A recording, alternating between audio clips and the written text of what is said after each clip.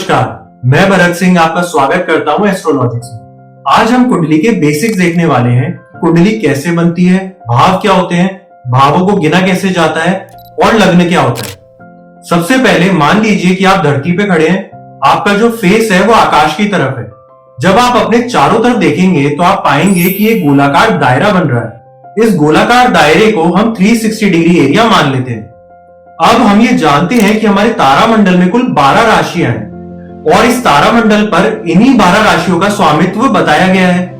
अब इस 360 degree area को हमें इन 12 राशियों में बांट देना है। ये बंटवारा कुछ इस प्रकार होना चाहिए कि हर राशि को उसका हिस्सा बराबर मिल जाए। जब हम इस 360 डिग्री एरिया को इन 12 राशियों के बीच में बांट देंगे तो हमारे पास कुछ इस तरीके का चार्ट निकलकर सामने आएगा।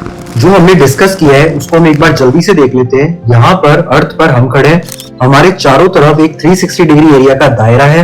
ये जो दायरा है हमें 12 राशियों के बीच में बांटना है, क्योंकि इस तारामंडल में 12 राशियों का ही स्वामित्व है और हमें 12 राशियों के बीच में बांटने के लिए 12 हिस्से करने पड़ेंगे इस 360 डिग्री के एरिया के, और 12 हिस्से करने पर हमें मिल जाएंगे 12 भाव यानी कि 12 घर। और इन 12 भावों को अगर हम एक डायग्राम की फॉर्म में प्रेजेंट करेंगे तो हमारे पास कुछ इस तरीके का चार्ट निकल के सामने आएगा। ये जो चार्ट निकल के हमारे सामने आया है इसके बारे में हम कुछ बातें देखेंगे। जैसा कि आप देख सकते हैं ये एक स्क्वायर शेप्ड का बॉक्स है। इस बॉक्स के अंदर 12 हिस्से हैं, इन्हें हम 12 भाव कहेंगे। और अगर हम बात करें कि यहाँ पे सेंटर में हम खड़े हुए हैं, हमारा जो फेस है वो ईस्ट की तरफ है। ईस्ट की तरफ इसीलिए क्योंकि सूर्य उदय होता है ईस्ट डायरेक्शन से। यहां पर आप देख सकते हैं कि 12 भाव है। 12 भाव में पहला भाव है ये वाला, जिससे कि लग्न भी कहा जाता है। और गिनती हम शुरू करेंगे एंटी क्लॉकवाइज डायरेक्शन में, तो ये बन जाएगा आपका दूसरा भाव, फिर बन जाएगा आपका तीसरा भाव, ये हो जाएगा आपका चौथा भाव, ये हो जाएगा आपका पांचवा भाव, ये हो जाएगा छठा भाव, ये हो जाएगा सातवां भाव, ये हो जाएगा आठवां भाव, ये हो जाएगा नवां भाव, ये हो जाएगा 10वां भाव, ये हो जाएगा 11वां भाव और ये हो जाएगा 12वां भाव। ध्यान देने वाली बात यह है, अभी ये नंबर डिलीट हो जाएंगे। ये नंबर यहां पर डिलीट मैंने इसलिए किए हैं क्योंकि ये जो नंबर है ये भावों के मैंने आपको बताए थे, जबकि भावों के नंबर कभी नहीं लिखे जाते, राशियों के नंबर लिखे जाते हैं। हमारे सामने 3 सवाल निकल के आए हैं जिनके जवाब हमें यहां पर ढूंढने हैं। पहला सवाल यह है कि भावों की गिनती यहां पर एंटी क्लॉकवाइज दिशा में ही क्यों की जाती है।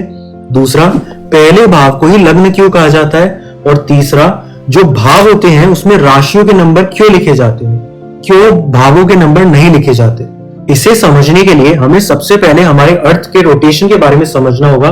हमारी जो अर्थ है वो अपनी ही एक्सिस पे रोटेशन पूरा करती है। इसका मतलब 24 घंटों के अंदर वो गोल गोल अपनी ही दूरी पे घूमती है। यहाँ पर आप अर्थ का मूवमेंट देख सकते हैं कि जो रोटेशन हो रहा है यहाँ पे, रोटेशन हो रहा है यहाँ पे अर्थ का एंटी क्लॉकवाइज डायरेक्शन में, यानी कुछ इस तरीके से रोटेशन हो रहा है। इसीलिए जो हम भावों की गिनती करते हैं वो भावों की गिनती भी हम यहां पर एंटी क्लॉकवाइज डायरेक्शन में ही करते हैं, क्योंकि हमने आपको कहा था कि हम यहां पर पृथ्वी पे खड़े हुए हैं, तो पृथ्वी का रोटेशन क्योंकि एंटी क्लॉकवाइज है इसीलिए भावों की गिनती भी हम एंटी क्लॉकवाइज दिशा में ही करेंगे। यहां पर हम अर्थ के बारे में देख रहे हैं कि 24 घंटों में एक रोटेशन पूरा करती है हमारी पृथ्वी अपनी दूरी पे। इसका मतलब 12 राशियों को टोटल 24 घंटों में से ही उदय होना पड़ेगा पूर्व दिशा से। इसका मतलब हर दूसरे घंटे के बाद एक नई राशि का उदय होगा, क्योंकि 24 घंटे हैं और 12 राशियों का उदय होना है। इसका मतलब हर 2 घंटे में एक के बाद एक राशि उदय होती रहेगी पूर्व दिशा से। यहां पर मैं नंबर लिख देता हूं राशियों के। यहां पर जो चार्ट में आपको नंबर दिखाई दे रहे हैं वो राशियों के नंबर है, ना कि भाव के। ऐसा इसीलिए क्योंकि भाव और कुछ नहीं बल्कि 360 डिग्री एरिया का विभाजन है 12 बराबर हिस्सों में, जो कि स्थिर रहेंगे, कांस्टेंट रहेंगे, चेंज नहीं होंगे। तो फिर चेंज क्या होगा? देखिए, चेंज होंगे यहाँ पे नंबर यानी कि राशियां चेंज इसलिए होंगी क्योंकि जिस प्रकार अर्थ का रोटेशन होता है अपनी एक्सिस पे 24 घंटे के दौरान, उसी हिसाब से राशि भी एक के बाद एक उदय होती है, मतलब आगे बढ़ती रहती है एंटी क्लॉकवाइज डायरेक्शन में पूरे 24 घंटे के दौरान। आपको चार्ट में जिस भाव में जो राशि दिखाई देगी, इसका मतलब उस भाव में उसी राशि का मालिकाना हक रहेगा, मतलब वो भाव या घर उसी राशि को अलॉट हुआ है बंटवारे में। अब देखते हैं हम कि पहले भाव को यहां पर लग्न क्यों कहा जाता है। तो देखिए, जिस समय पे आपका जन्म हुआ उस समय पर पूर्व दिशा से कौन सी राशि का उदय हो रहा था वही आपका लग्न बन जाता है। और क्योंकि हमारा रेफरेंस पॉइंट पहला भाव है, इसलिए हम गिनती यहीं से शुरू करते हैं। आपके सामने 12 राशियों की लिस्ट है, पहली राशि से लेकर अंतिम राशि तक। पहली राशि शुरू होती है मेष से, अंतिम राशि होती है हमारी मीन। दूसरे नंबर पे आती है वृषभ, तीसरे पे आती है मिथुन, चौथे पे आती है कर्क, पांचवें पे आती है सिंह, छठे पे आती है कन्या, सातवें पे आती है तुला, आठवें पे वृश्चिक, धनु, मकर और कुंभ। कुल मिला के आपके सामने आ गई 12 राशियां। इन्हीं 12 राशियों के स्वामी ग्रह भी होते हैं। तो देख लेते हैं, हर ग्रह 2 राशियों का स्वामी होता है, सिवाय सूर्य और चंद्रमा को छोड़ करके, जो कि सिर्फ एक एक राशियों के स्वामी ही बताए गए हैं। पहला स्वामी ग्रह है मंगल, इसको स्वामित्व मिला है मेष और वृश्चिक राशि का। दूसरा ग्रह है हमारा शुक्र, यह मालिक है वृषभ और तुला राशि का। तीसरा है बुध, यह मालिक है मिथुन और कन्या का।